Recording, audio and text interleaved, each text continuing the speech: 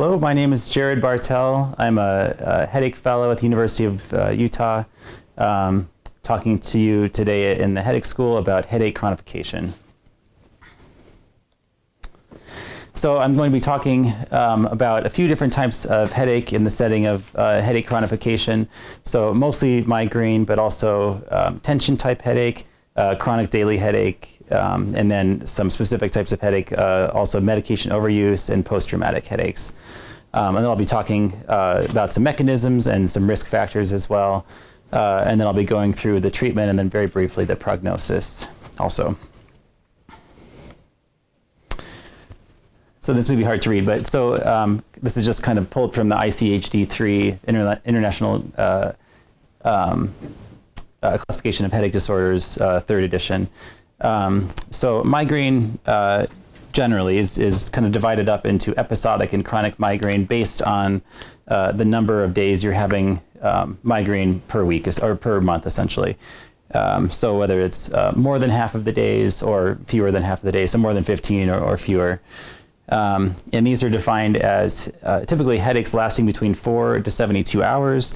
They're often on one side of the head, but they can be both sides. They are often of moderate to severe severity, and they can be aggravated by physical exertion. So even like walking up the stairs or walking across the hall quickly, if you're having a bad headache, that can make things worse.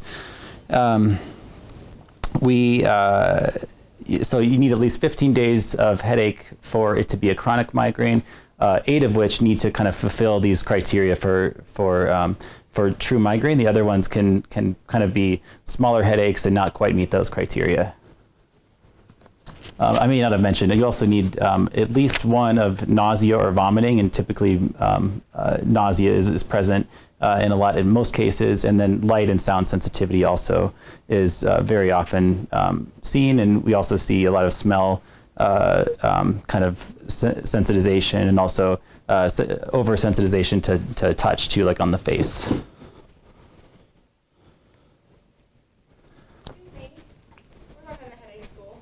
That's right. Oh, here. good. Right there? Oh, okay.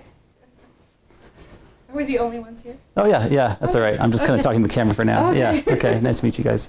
Nice to meet you. Yeah, I'm Jared Bartell. I'm the headache fellow. Yeah. Lim. Okay, great. Nice to meet you too. Nicholas. Hello. How are you? All right. Good. All right. So can I just go back? Is that all right? We just started 2 minutes ago. Sorry. So that's okay. You're fine. So I'll be talking about headache chronification. So I'm the fellow this year at the University of Utah. And we'll just be talking about kind of chronic headaches. So mostly migraine, but also some tension headaches, chronic daily headaches, medication overuse headache, and then post-traumatic headache too. And then I'll be going through some mechanisms, risk factors, the treatment of these things, and then some kind of very briefly on the prognosis too, like kind of the longer term effects. So migraine is kind of the main thing we'll be talking about. So chronic migraine is more than 15 days of headache per month. 8 of those need to kind of fulfill the criteria of migraine. The other 7 can be just kind of regular headaches that don't quite meet those criteria, but often they're kind of on the spectrum of migraines. So you need to have this combination of things. So typically they last 4 to 72 hours in duration. They're usually on the more moderate to severe side. They're often kind of pulsing, throbbing headaches, and they can be aggravated by physical exertion also. And then typically they're associated with at least nausea, sometimes vomiting too for a lot of them. In like 70% of cases, patients will have that. And then light and sound sensitivity, and then not in this criteria, but also kind of smell sensitivity and sensitivity to touch too. Kind of just all of your senses are kind of heightened. And then I did mention before, but it's not better accounted by another diagnosis. We kind of have to make sure that it's not something else.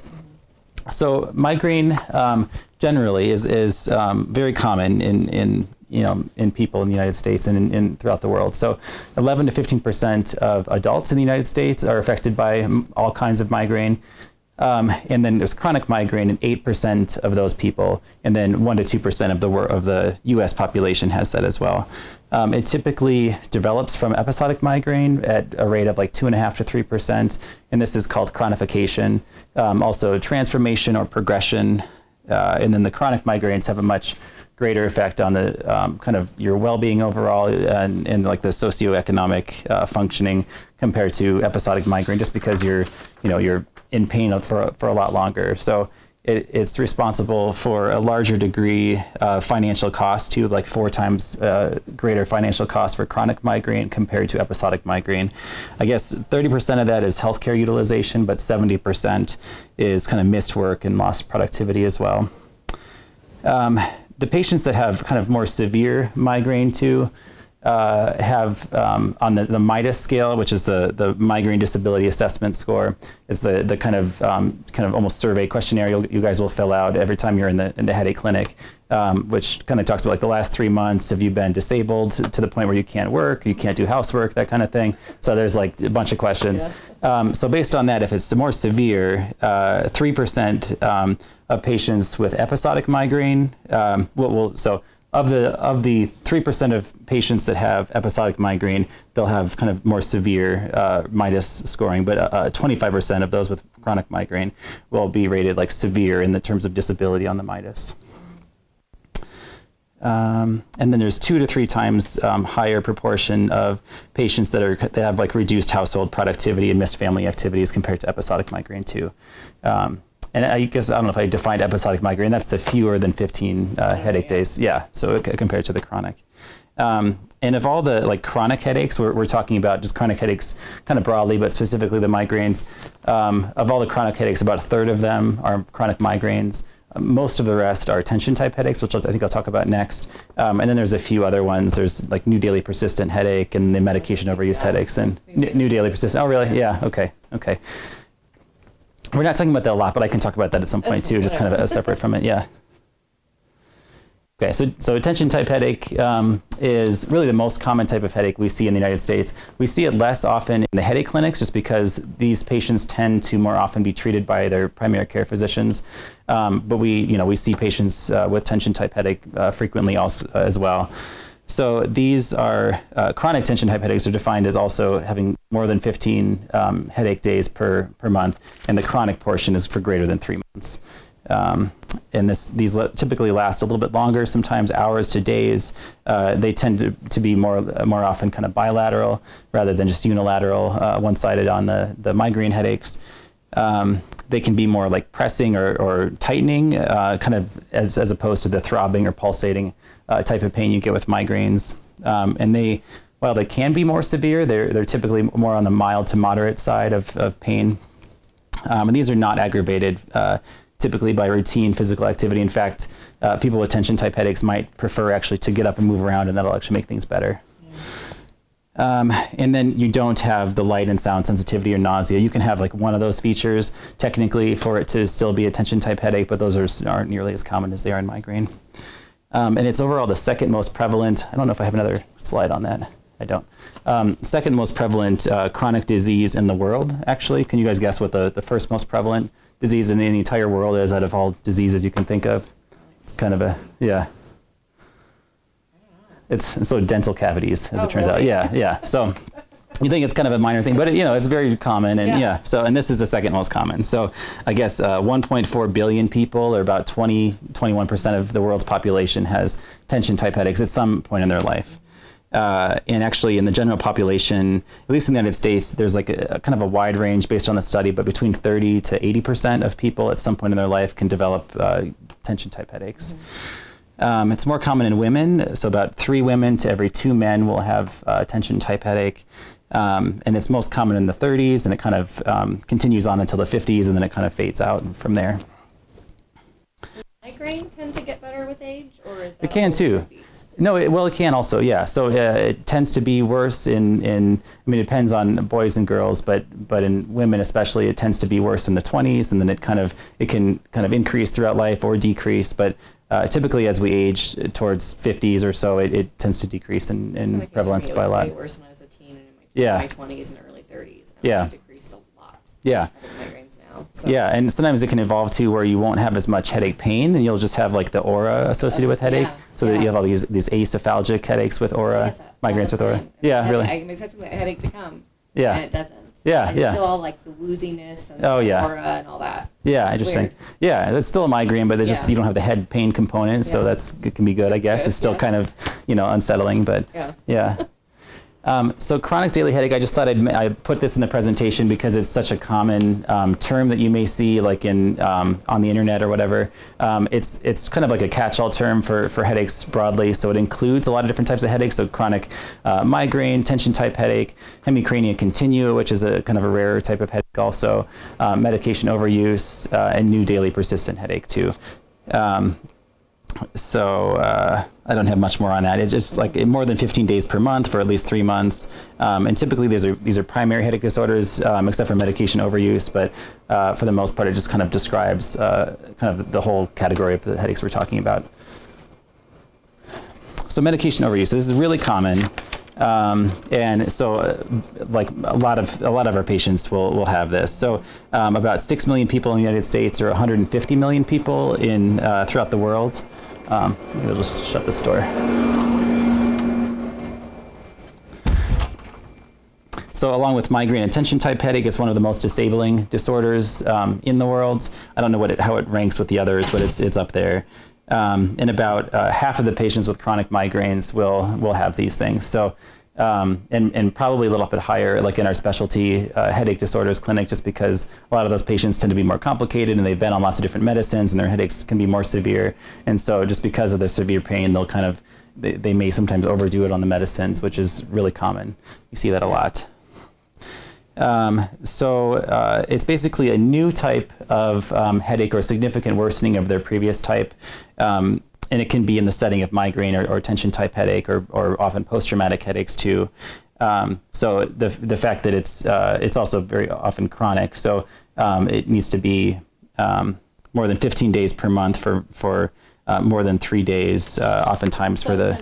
Can it be... Or 3 months, yeah. Can it be, what's the word I'm looking at, eradicated by just quitting using the medication? Yeah. So we'll talk about that too. I think, I don't know if I have, yeah. You ruin yourself and it's going to keep happening. Well, I'm not aware of if having had it once. I don't think that you're at any particularly increased risk of it happening again, other than like for the same medicine, just since you're susceptible to it from that medicine, you may be more susceptible to it happening again with that medicine. But no, I mean, you can come off of the medicine, and it's just very difficult to do, because if that's the medicine you're using for, the acute treatment, then it's, you don't want to stop it because that's what's kind of helping you. Yeah. But over time, it can make things worse overall. Yeah. So it can happen with lots, any of the abortive medicines really, but we think of it specifically like kind of the worst for opiates, because opiates generally aren't good medicines for most headaches. Yeah. Sometimes like post-traumatic headaches or like post-craniotomy headaches, like after brain surgery, those can be more effective. But in general, opiates aren't very good. So these are things like Lortab, Norco, oxycodone, fentanyl, and any of those really. And using them more than 8 times per month or 2 times per week generally is what we think of. And these aren't like hard and fast numbers for any of these, but in general, this is kind of what we think of. For barbiturates, these aren't as commonly used. Fioricet is the most common medicine that you may see with that. Greater than 5 times per month is what we say. It's kind of one of the highest risk medicines for medication overuse headache. Triptans, any of them, except for ovotriptan and naratriptan to some degree, or Emerge. We just don't really see that as much because they're a little bit longer acting, but especially for like the sumatriptan, the rizatriptan, zolmitriptan, we see those somewhat often, although generally the medicine is only prescribed like in 9 pills at a time. So it's, unless we're giving you a little bit extra or you're getting it from different sources, it's a little bit harder to overdo those. We say more than 10 times per month. That's why we only give you 9 pills per month. The ergotamines, very similar. They work very similarly to the triptans too. So more than 10 times per month for those. So DHE is one of those. Yeah, DHE, yeah, okay. Dihydroergotamine. IV. Okay, yeah. It's a common one we'll use as a rescue in our clinic, in the headache clinic here, or they'll use that sometimes in the ER. We can do that like in kind of a 3-day period of DHE, kind of titrating it and trying to avoid nausea, but that can sometimes help people. If we give it to you as an outpatient, as like an oral or an intranasal, it's best not to avoid, or best not to do too much, because you can get rebound headache with that too. And then Tylenol and NSAIDs, kind of the same thing. So these are like one of the more common medicines to kind of easily overdo it on, because these are over the counter and they're just cheap and they're easy to get. But So taking like NSAIDs, especially like I think it's less than 10 times per month, that can actually help things overall, but going over like 15 times per month, more than like 3 times per week, can really kind of get you into that zone where you're more in the rebound phase of medication overuse headache. And this is with any of them, including aspirin. I mean, baby aspirin's okay. We give that on a daily basis for some patients for like secondary prevention of heart attack or stroke. But it's kind of like the bigger doses that you're using for headache specifically that kind of gets you into that trouble. All right. So post-traumatic headache is one of the more difficult headaches.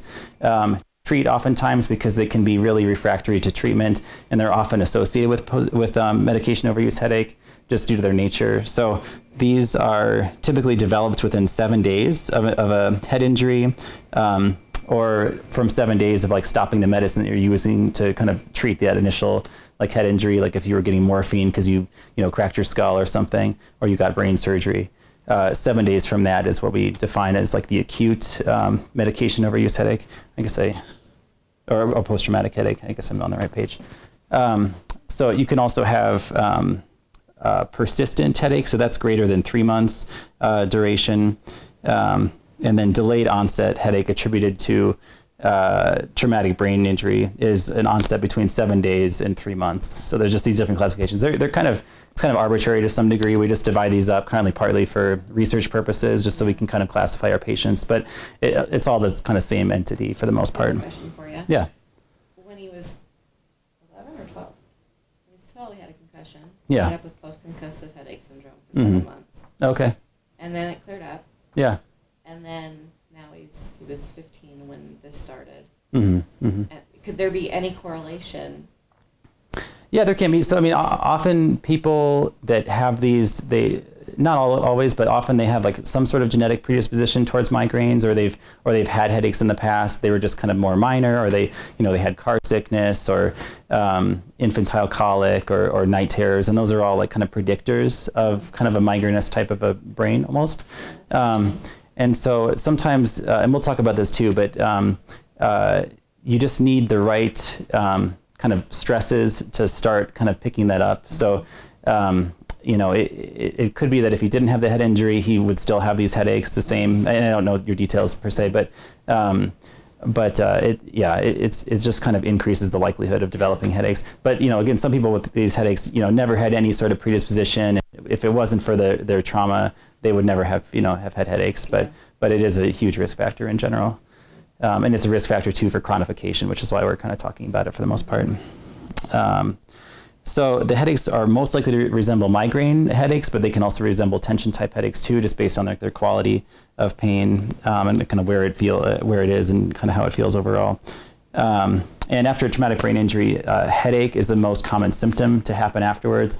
But I think I don't know if I mentioned here. I think, so you also get mood and cognitive changes, sleep changes. So like a lot of memory problems, kind of foggy brain, insomnia, and then very common, like the affective disorders like depression, anxiety, and often PTSD too can be a big part of a post-traumatic headache.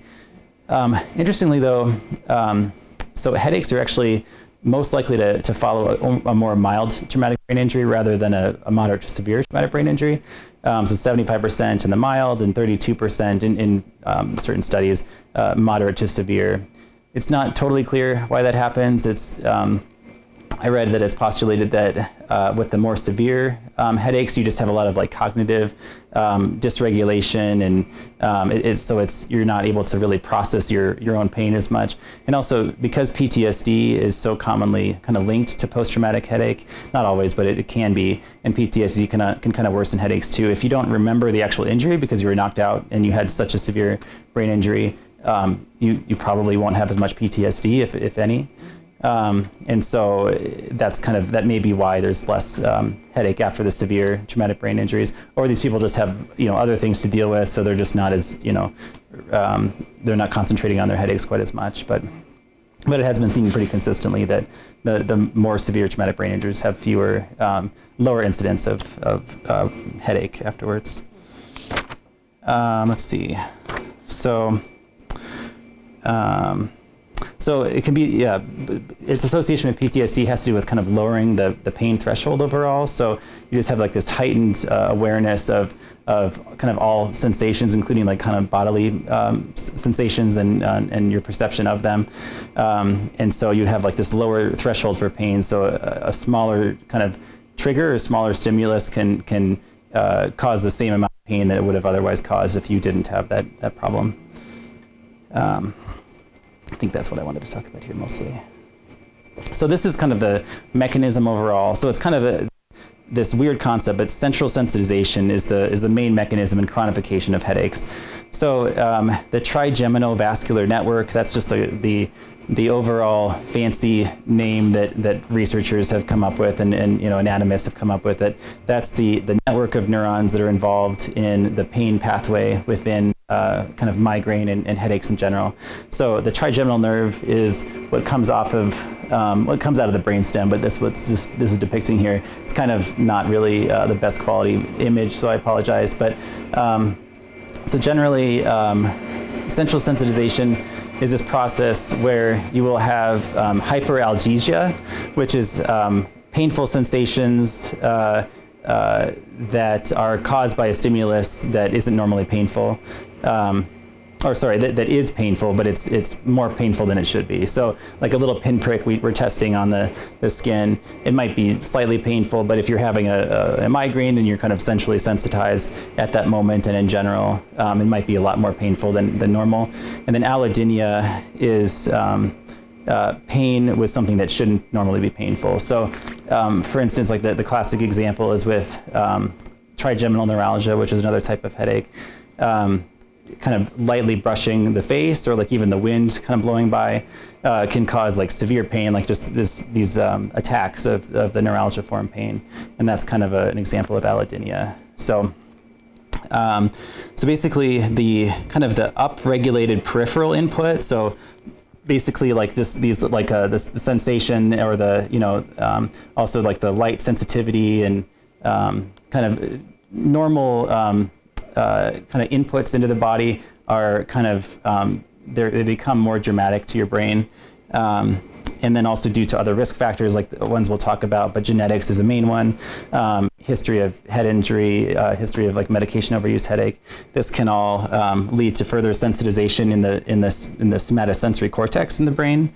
And then you have even greater perception of stimuli. So it's kind of just like a vicious cycle of especially like skin sensitivity, that can be painful. If you touch lightly, that can kind of make the sensitization worse in your brain, making it so that a lower threshold of the same stimulus can make things worse even further. So it just kind of makes things worse and worse, especially during a migraine, but this can happen chronically also. That's more or less what this says too. Do you have questions about that? It's kind of a weird concept, but no, well, yeah. He has severe noise. Oh yeah, Like, yeah. You talk to him and he's like, "Stop! You're hurting me." Yeah. So he has one of these all the time. Oh yeah, yeah. You go anywhere, and it's constant.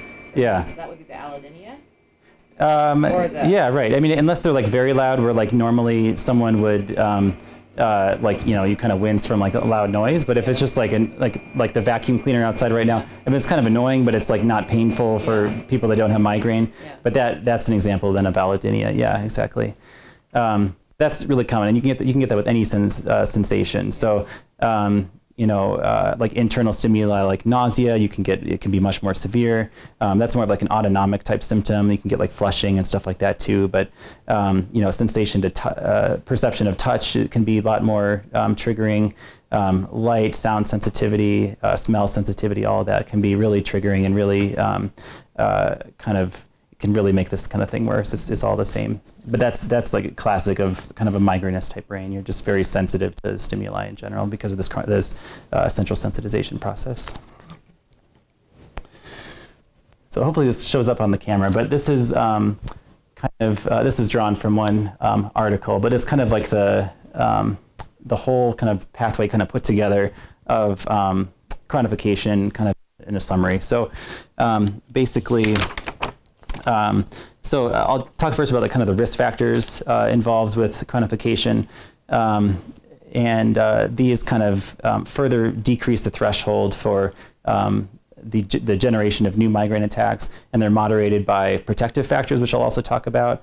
That sensitization on top is kind of like further, like the what we call it cutaneous allodynia, which is the sensitization of the skin. Is really common, like when you have an attack, like your face might be really sensitive. Not always, but that's relatively common, and it's actually a further risk factor for this whole process. And then the more attacks you have, the more likely you are to develop more and more migraines. They just kind of beget each other. And if you're not having good enough acute pain control, then that can kind of worsen things as well. So we think about risk factors in terms of non-modifiable risk factors and modifiable risk factors. So the non-modifiable risk factors are the things that you just have no control over, of course. So things like genetics in general. So the genes you were born with. If you have one parent with migraines, you're fairly likely to have one. If you have migraines on both sides, you're much more likely. You have like a double dose of kind of migrainous genes, and yeah, so it's common. So gender also, so females are 3 times more likely to have migraines than males, and that probably has to do in large part to hormones too. So women also often will get migraines around the time of their period, or just before, or just after, and often associated with menopause and also with pregnancies around that time too. Younger age of onset actually is associated with chronification of headaches, just because you've been exposed to headaches for longer. So, a 30-year-old that's been having headaches for, 15 years compared to 2 years, the 15-year-long headache will be much more likely to become a chronic headache than the 2-year-old one. Lower education and lower socioeconomic status actually too is associated with chronification of headaches. It's not totally clear why that happens. It has to do probably with like lower access to healthcare, just generally. Like if you're in a kind of impoverished community, you might be farther from the hospital. You have less access due to financial reasons as well. You might be more stressed because of a number of factors. Your diet may not be as good. So there's just kind of a lot of things that can kind of add up to increase the risk of chronic headaches in those individuals. If you have a head injury, beyond just the kind of brain injury itself, but also like a whiplash injury, some sort of injury to the neck, you're about 3 to 4 times more likely also to have chronification of your headaches. If you have any other source of chronic pain, low back pain, arthritis, that's more likely to lead to chronic headaches also. And then interestingly, asthma also, for people that have asthma, especially the more severe asthma, that's associated with headaches also, with chronification of headaches. And it's somewhat of like a dose response effect too. So like less severe asthma, less, not as likely, but more severe asthma is even more likely. So let me go into like the modifiable risk factors, and this chart doesn't quite divide them up, but they're all kind of included together. So medication overuse, we've talked about a little bit. This includes caffeine. We say, more than 200 milligrams of caffeine per day can kind of really worsen headaches, but to some degree, any amount of caffeine, especially when you're drinking caffeine routinely and then you kind of stop, you can get those rebound headaches, and that can kind of persist for a little while, a couple of days, few days. Your attack frequency, so if you're having more headaches, so more than 5 migraines per month, those patients are 5 times more likely to develop chronic headaches than patients that only have 4 or fewer headaches per month. It's kind of like a weird cutoff, but that's just kind of one thing that they found. Nausea is, like frequent nausea is a risk factor also for chronic headaches. So patients that have nausea with their headaches, it's like 60 to 70% of those with migraines. That puts you at a higher risk, about twice as likely of a risk to develop chronic migraines too. Allodynia, we talked about a little bit, but that having that painful sensation to like normally non-painful stimuli is a risk factor further for kind of this decreased threshold for generation of more migraine attacks. Obesity and metabolic syndrome too can lead to increased risk of these as well. This is actually one of the greatest risk factors, as it turns out. This is like a 5 to 6 times greater odds of developing chronic headaches in that situation. And metabolic syndrome too is associated with diabetes, high blood pressure, high cholesterol, all of that. So those are all risk factors also. Stressful life events, as you may imagine, stress is a big risk, is a big trigger for people with any type of headache. But stressful life events like the death of a loved one or a big move or some big change it's like a 1 to 2 times greater risk of this chronification scenario. Insomnia on its own, with or without sleep apnea, is also a big risk factor too. Snoring also, with or without sleep apnea, 2 to 3 times greater odds of developing chronic headaches. Depression can be a risk factor too, and there's some dose response. So more severe depression can lead to greater likelihood of headaches, as you might imagine. PTSD we kind of talked about. Puts you at higher risk. If the medicines that you're taking aren't effective, then that can be a problem too. So whether it's the abortive medicines or the preventative medicines that you're taking every day, if they're not working for you, then obviously you're going to lead to higher risk of chronic headaches. If you have poor sleep or diet or exercise, that's kind of a risk factor too. That's one of the protective factors, is good sleep, good exercise. That's one of the better things you can do for yourself. And then I guess I mentioned bad medicines, but if the acute treatment isn't working because we have the wrong diagnosis or it's the wrong dose or the wrong medicine overall, or if you're not taking it as often as you should be, or you're forgetting doses, or you just don't find that it's that helpful, so you kind of stop taking it, then you're not on anything, that can obviously be a little bit of a thing that can make headaches worse. And then like expectation. So if you're expecting headaches to kind of go away 100%. That's not always realistic, unfortunately. So if you're kind of expecting more, maybe like a 20 to 50% reduction, that might put you in the right mindset to not be disappointed when you don't have that much greater improvement than what you might think otherwise.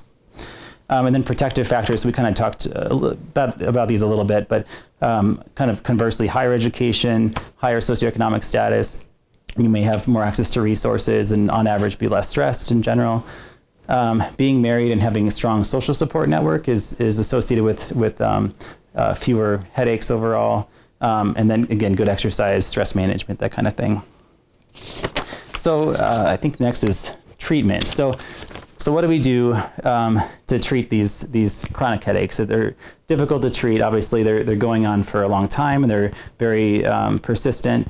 So the main thing is to make sure we have the right diagnosis, first of all. So, certainly for like new daily persistent headache, for instance, we want to make sure that it's not like a brain tumor or something, like not something else that's causing this.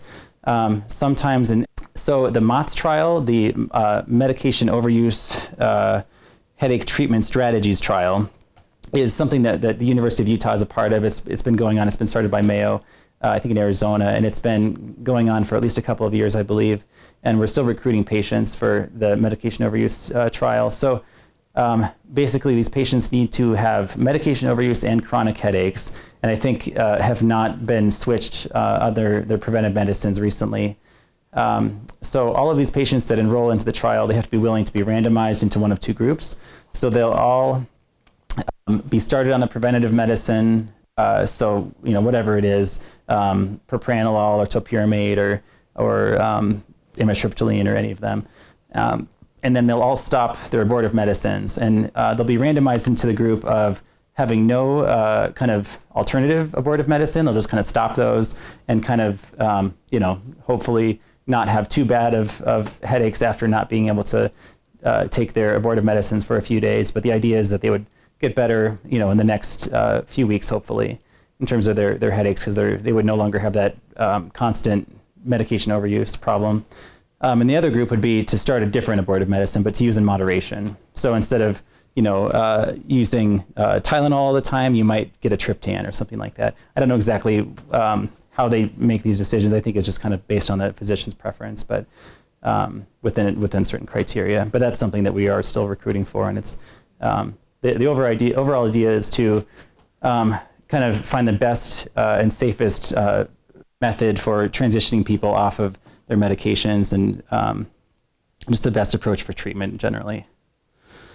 So the other things, we want to kind of optimize their preventative medicines. So if topiramate isn't working, we might try something else. There's if there's ever a time in the history of our species to have headaches, now is probably the best time, just because there is so much research in headaches overall. There are new medicines that are being developed very recently, and there's more medicines in the pipeline. These new CGRP inhibitors, people may have heard about. They're very safe, and they're fairly effective so far. They're just on the more expensive side, so often insurance companies like people to have tried a few other medicines before kind of going to those, but they can be really good. So other treatments like Botox injections are very effective also. The same thing with those though too, is they can be expensive, and usually people will have failed a few other medicines before going to that. Some nerve blocks, so this is like kind of neuromodulation, kind of resetting the peripheral and the central nervous system to some degree. So we'll inject lidocaine, sometimes steroids too, into like the supraorbital nerve or the occipital nerve, and so there's some other places we can do it too, which can help to just kind of block the pain in that area. There's certain devices, so the Cephally device, which is pictured here, that can be really helpful too. And there's like vagal nerve stimulators that work. They're and there are more and more devices being kind of put out there, relatively routinely. And then kind of the more, to deal with the more emotional side of pain, we think about cognitive behavioral therapy, which is kind of managing stress and depression generally, is a certain method for doing that. And it can be kind of expanded to deal with chronic pain associated with migraine as well. And then mindfulness-based meditation too. There are certain apps for this. There's podcasts you can listen to, but this kind of just helps to kind of calm your brain, to kind of manage the stress a little bit better, which in turn can help the headaches a lot of times. I didn't mention there's also like kind of other non-pharmacologic things, like if you have a lot of muscle tension, like kind of like, well, massage in general, but also like a Theracane. Or whatever sort of this like S-shaped plastic device that you can use to kind of get the knots out on yourself, just without having someone else there. If you have a lot of light sensitivity, you can use glasses that have tinted lenses to kind of filter out the blue light, which is most commonly associated with migraine. We have FL41 lenses as well, which is developed at the Moran Eye Center, which can have prescriptions but don't need to have prescription lenses, and those can help a lot, especially with like these fluorescent lights indoors and looking at screens a lot too. Those can reduce the severity and frequency of headaches by a good amount. All right. So I think my last slide here. So prognosis. So the main thing is to not, when you have these chronic headaches, to not be discouraged. So 26% of patients with chronic migraine can go into remission within 2 years of chronification. I guess 45% of patients with chronic tension type headache can go into remission after 3 years. And so, these numbers are, they're less than half, but, patients that deal with these for a long time, kind of the longer you go, there are some diminishing returns of these numbers. But people tend to kind of age out of their headaches to some degree. They can improve with time. And then the more you're seeing us too, or a headache specialist or your primary care provider, the more medicines we can try. And eventually something, we hope that something eventually will work. And there's so many options. The longer you suffer with it, does that diminish the likelihood of it ever going away? I believe that's the case. I mean, after a certain amount of time, you have that kind of ingrained like migrainous pathway, and to some degree there's some learned behaviors too. So if you're having headaches so often that you're not able to work and you're kind of at home all the time, you might develop depression just from like feeling like you've kind of lost your productivity, and there's just not as much you can do, and then that kind of feeds back and makes the headaches worse, and then the headaches make the loss of productivity even worse. You can't do as much. So there are all these like negative feedback loops.